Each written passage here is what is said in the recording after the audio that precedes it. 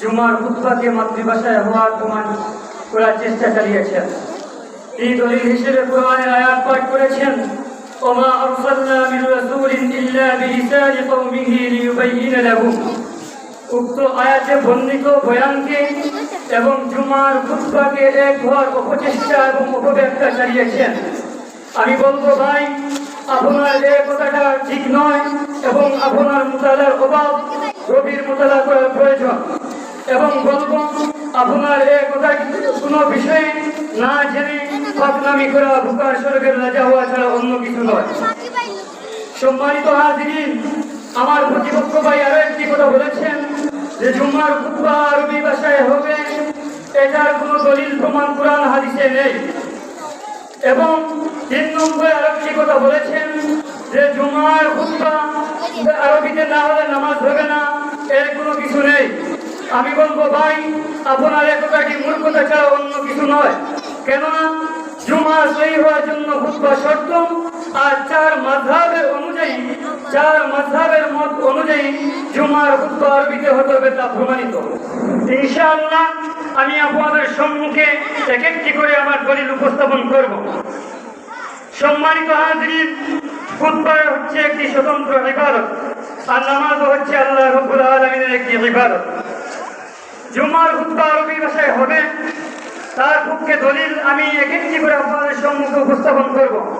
আমার 1 নম্বর দলিল হলো, আল্লাহ রাব্বুল আলামিন কুরআনুল কারীমে সূরাতুল জুমায় উল্লেখ করেন, ইয়া আইয়ুহাল্লাযীনা আমানু ইযা নুদিয়া লিস-সালাহ মিন ইয়াউমিল জুমআতি ফাসআউ ইলা যিকরিল্লাহি ওয়া যারুল বাই'।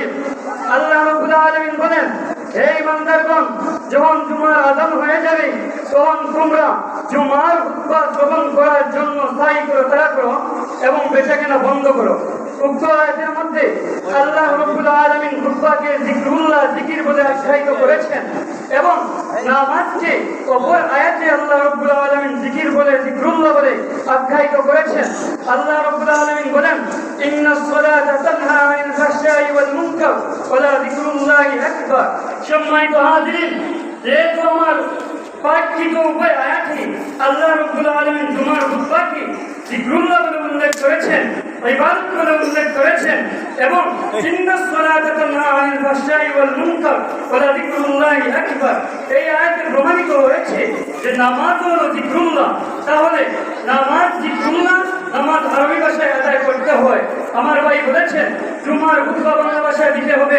আমি বলবো না, আল্লাহ রাব্বুল আলামিন কুরআনের আয়াতের মধ্যে বলেছেন নামাজ যিকরুল্লাহ, তাহলে নামাজ যেহেতু আরবি ভাষায় দিতে হয়, তাহলে খুতবা হলো যিকরুল্লাহ, খুতবাও আরবি ভাষায় দিতে হবে।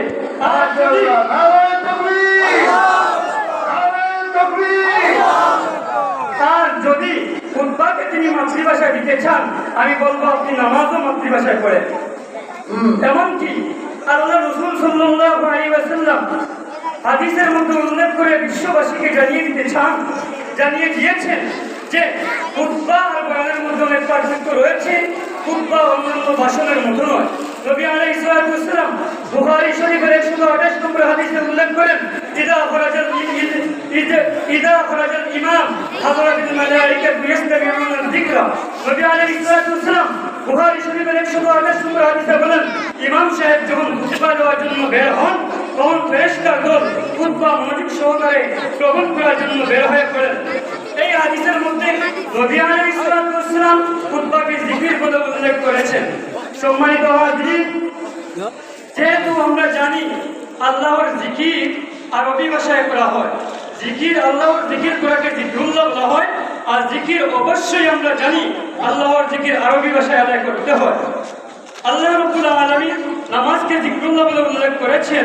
আমার পাঠিত হাদিস এবং আয়াতে আল্লাহ রাব্বুল আলামিন এবং নবী আলাইহিস সালাম এটাই প্রমাণ করেছেন যে খুতবা হলো জিকির। তাহলে আমি বলবো, নামাজ যেহেতু আরবি ভাষায় আদায় করতে হয়, ঠিক তদ্রূপভাবে খুতবাও আরবি ভাষায় আদায় করতে হবে।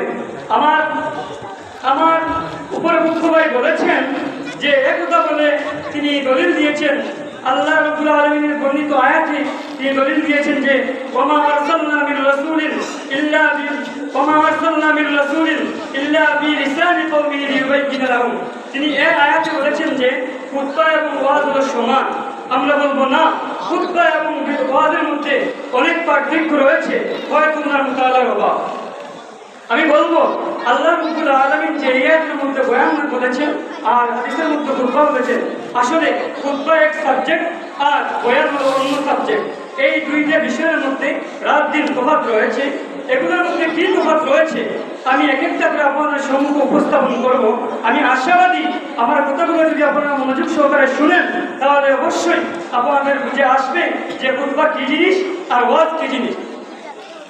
সাধারণত খুতবা এবং ওয়াজের মধ্যে পার্থক্য, প্রথম নম্বর পার্থক্য হলো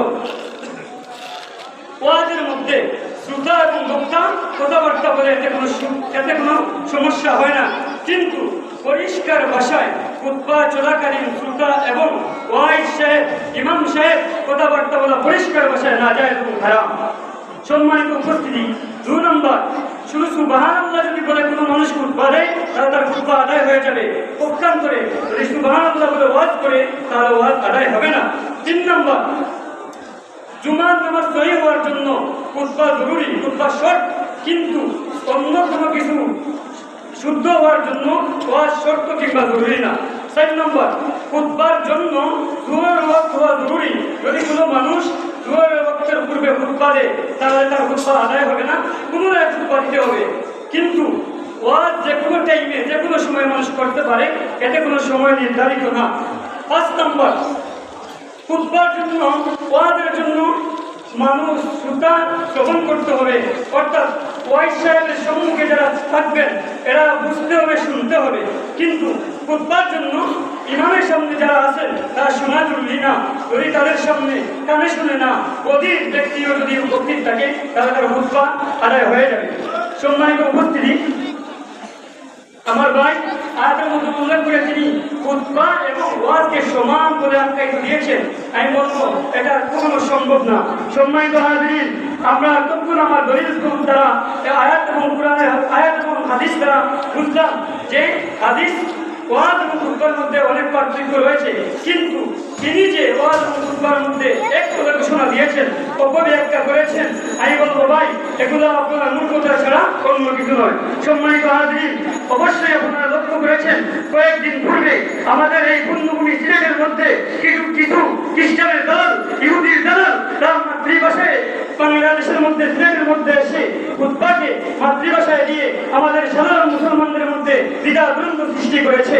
আমরা যদি আমাদের এই আলোচনার গভীর পর্যায়ে শুনি তাহলে অবশ্যই আমাদের দেশে এসে, আমাদের পুণ্যভূমি সিলেটের মধ্যে এসে, আলিমুল আমাদের ঘাটির মধ্যে এসে কোনো ইহুদির দালাল, কোনো ইহুদির পাত দেওয়া গুলাম কখনো এসে মাতৃভাষায় খুতবা দিয়ে আমাদের সাধারণ মুসলমানদের মধ্যে দ্বিধাদ্বন্দ্ব সৃষ্টি করতে পারবে না, পারবে না।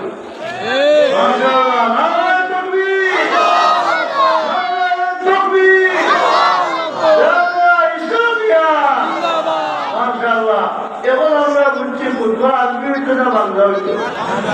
আচ্ছা দেখি বাকি আছে মনে কিতাব পড়ে। মাশাআল্লাহ, জুমার খুতবা